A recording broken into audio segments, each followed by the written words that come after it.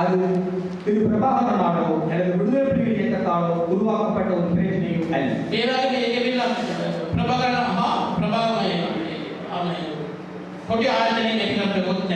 பிரபாகரன் ஒரு விளைவு மட்டுமே, ஒரு விளைவு மட்டுமே. பிரபாகரன்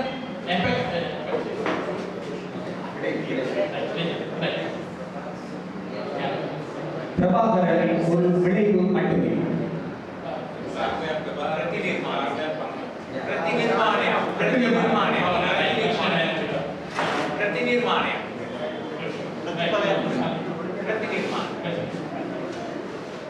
அவன் ஒரு காரணம் அல்ல.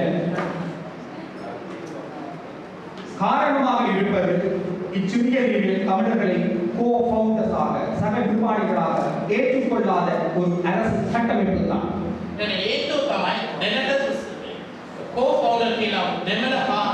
මුස්ලිම් සමාජය පිළිගන නැති අලතේන දේශපාලන ස්ට්‍රක්චර් එක තමයි.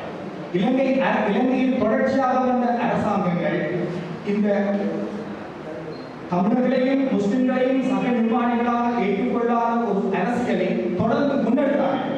ඒකටම විවිධ ආණ්ඩුවේ විවිධ වෙලාවකින් මේක පිළිගන්නේ නැති නිසා තමයි මේක ඉතිවල තියෙන එක கற்றுக்கொண்ட பாடங்கள் மற்றும் நல்லிணக்கத்திற்கான ஆணைக்குழுவின் முடிவுரைகளில் அது தெளிவாக சொல்லப்பட்டிருக்கிறது.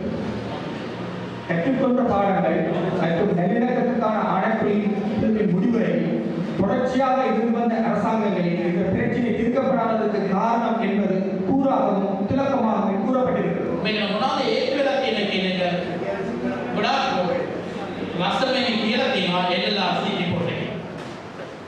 இத்தகைய ஒரு பின்னணியில் இலங்கை தீவின் இனப்பிரச்சனை எனப்படுவது அரசாங்கங்களால் உருவாக்கப்பட்டது அல்ல.